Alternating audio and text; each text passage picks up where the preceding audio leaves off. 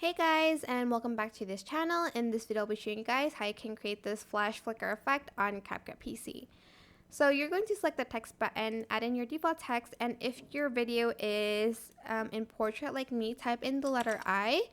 But if your video is in a landscape, just type the -1, scale it to 1000, and select the color that you want. For instance, like this blue one. You can also kind of like change colors, but like it's a little bit tedious, so like you just like copy and paste it and change color if you want to. I'm just going to leave it like that, however. Then I'm going to simply select animation, go to loop, and I'm going to select random flashes, and you're going to just adjust the speed so it's faster. And that is pretty much it. Super simple. I hope this tutorial was helpful for you guys. Don't forget to like, comment, share, and also subscribe to this channel if you haven't done that already.